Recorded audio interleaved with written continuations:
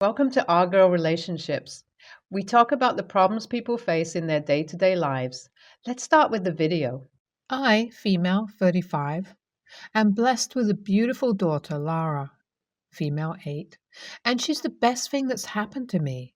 I'm a single mom, and my family is a part of my support system, and they also make my daughter feel loved and happy. She has a lot of cousins who are basically her siblings, and uncles and aunts who dote on her because she is friendly and well mannered. We also live in a more rural area, so kids still play outside and hang out in the community park. And they have these smaller networks without too many online friends.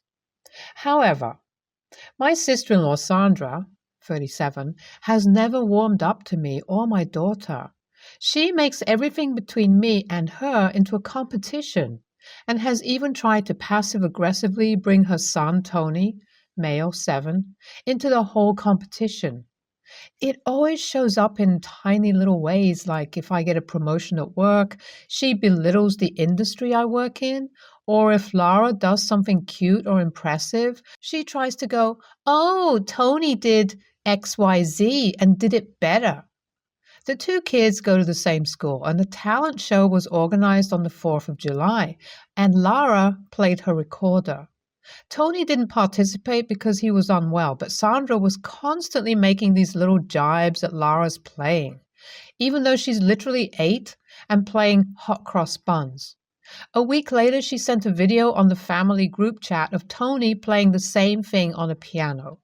I don't know how to bring this up with her because she skirts around being openly hostile, and her husband, my brother, has confided in me that she's found trouble fitting into our big family network. I kind of see it because sister in law and my brother met in college and she's from a different part of the country.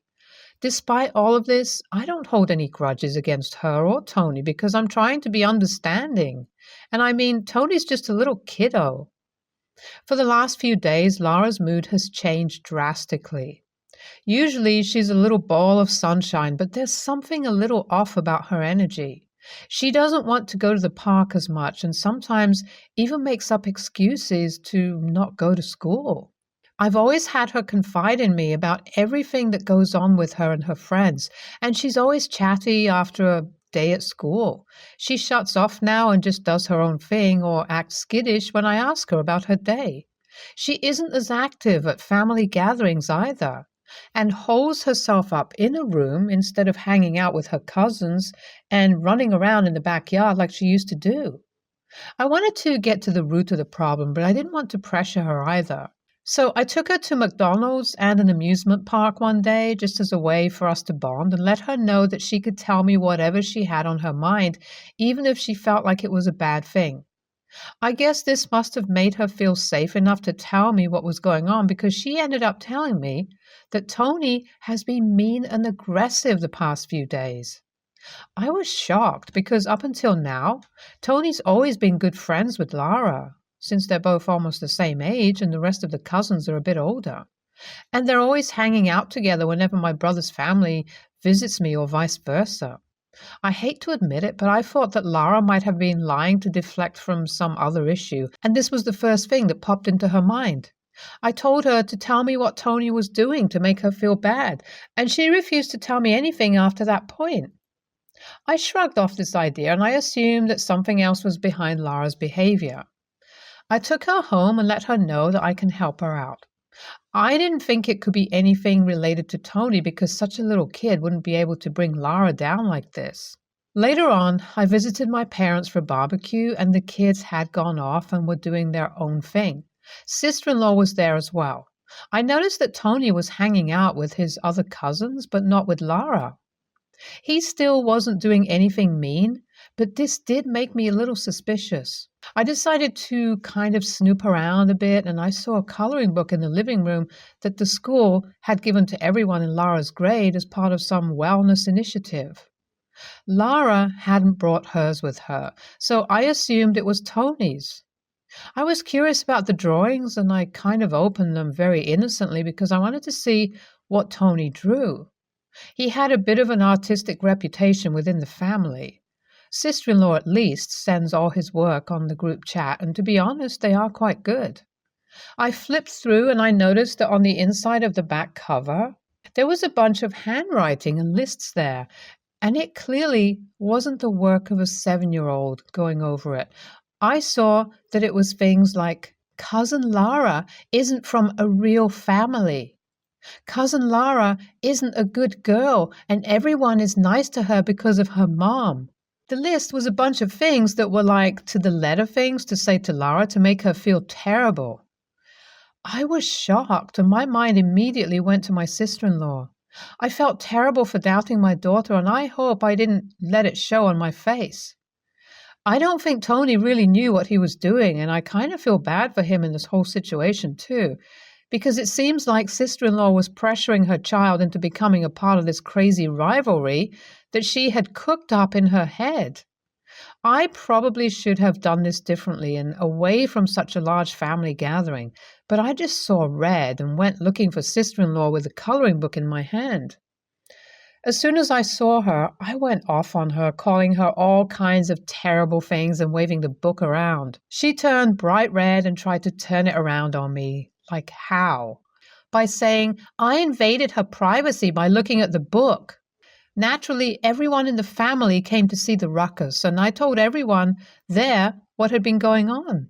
Literally nobody was on her side. My father and mother were appalled. My brother's face turned gray, and he just kind of pursed his lips. Then he said, "Let's speak to Tony about this," and called him into the room. The kids were also curious by this point, and everyone was piling in despite our best efforts. My brother calmly asked Tony about the coloring book, and he said, "Mommy put in special instructions to help her feel better." And he was trying to just help his mom. I feel for the kid, but I have no sympathy for sister-in-law. She was using her child to put down my baby and climb up the social ladder within the family. I guess she thought that if Lara began acting up about being a child of a single parent, I would also become stressed and lash out at the family losing their respect. I don't get it at all. Sister-in-law burst into tears after Tony said that and went on a massive outburst. She said that she doesn't feel like she fits in here in this small town because everybody already knows everybody else and isn't that open to making new friends. She also feels like the family is always waiting on me hand and foot because I'm a single mother. In her words, she said, "It's always about what you need, or your schedule, or your life, even if it's something we want to do." By this point, I had slowly begun to cool off, and despite what she had done, begun to feel a little bad for her.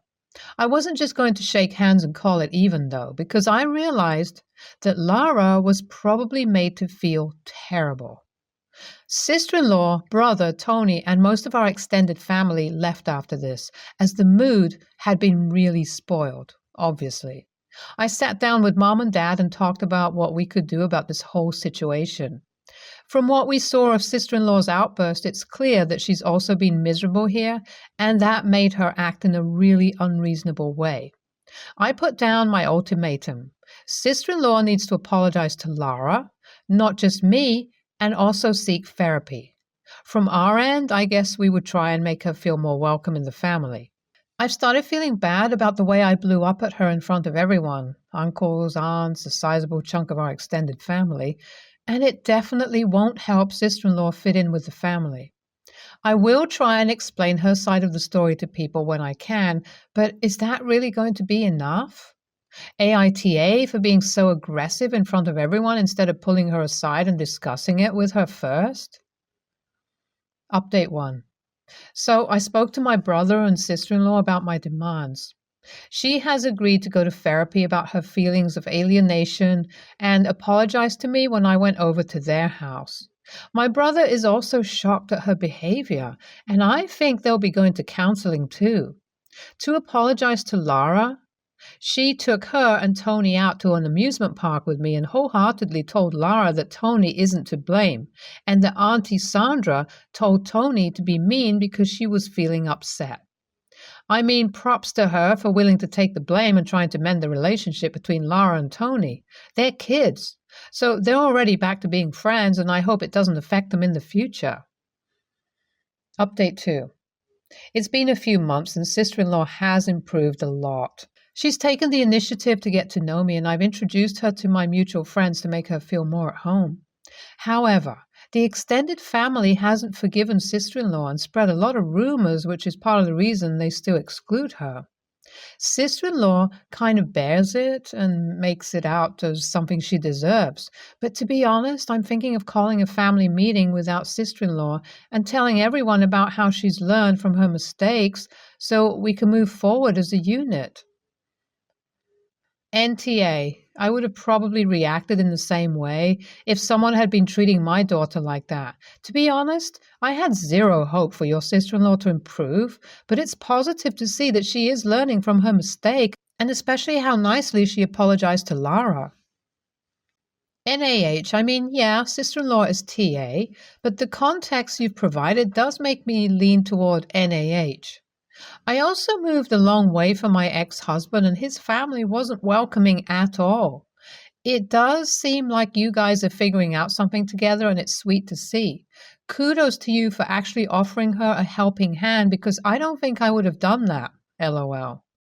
Next story. 23, male. My girlfriend, 25, female, told me that her brother's wife asked if she would be willing to be their surrogate since the wife can no longer have kids. My girlfriend and I have been dating for 2 years but don't live together because we can't afford it. We both love being at home with our parents but see each other regularly. Her brother and wife, on the other hand, live in their own home just up the street. The topic of us having kids has come up a few times. I grew up relatively poor, and I told her that I'd be willing to have a child once we're financially stable, because I don't want my kids to suffer for basic needs as I did. I'd like to think that's fair and reasonable. So when my girlfriend talked to me about this and asked for my opinion, I asked her what she wants to do. She said that she's willing to do it because she enjoys being pregnant. She had a baby in high school but gave it up for adoption. Different story, but it's an open adoption and she visits her child regularly.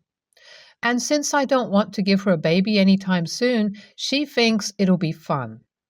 I looked at her a bit taken aback because it's not that I don't want a baby. I just want to be able to financially support my child. Ultimately, I told her it's her body, her family, and her decision in the end. I also told her she shouldn't expect me to be at her side 24/7 during the pregnancy. This is where I feel I was an AH. My girlfriend was a little upset about it and asked me to clarify. I'm in college and I work, so I don't necessarily have time to take care of her with a baby that isn't mine. Yes, I will help when I can, but I feel like since the brother and wife want her to carry their baby, they should be the ones taking care of her 24/7. And since they live down the street, it's less stress on them. Obviously, if this was my baby, I'd drop everything to accommodate her. I'd be by her side 25/8. She would be the only thing I would pay attention to. I personally feel since this baby is in no way going to be related to me and it's not going to live with me, I shouldn't have to be the one to be at my girlfriend's side 24/7. Again, I agreed to help whenever I could because at the end she is my girlfriend and I love her dearly, but this baby isn't mine and I'm not going to love it. My girlfriend ended up agreeing with me and told her brother my thoughts. I guess they didn't take too kindly to my perspective because they never brought it up again after that. My girlfriend was a little upset about it because she was looking forward to being pregnant again, but ultimately agreed with my point of view. I feel bad because I know how much she wants a baby, but I didn't think it was fair to suck me into the world of parenthood when in the end results the baby wasn't even going to be mine. So, am I the AH for not wanting to take care of my pregnant girlfriend when the baby isn't going to be ours? NTA. Since she lives with her parents and her brother and sister-in-law are living in the same street, she should ask them for help.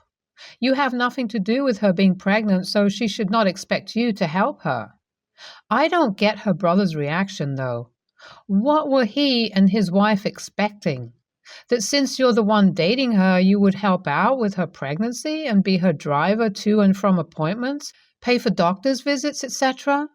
They were the ones who were going to be the parents, so they should be more involved with the whole pregnancy thing and not expect you to do anything, since it would indeed not be your baby. Your girlfriend should be happy that they dropped the subject of surrogacy because clearly her brother and sister-in-law hadn't thought about everything. NTA. You were honest about what your level of support would be. It was reasonable to expect that the parents would be the surrogate's primary support system. Next story.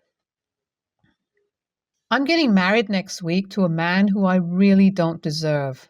Some background on me. I have limited mobility and am incontinent, both of which I'm in control of, and while I have to take some precautions, I try not to let them limit me at all.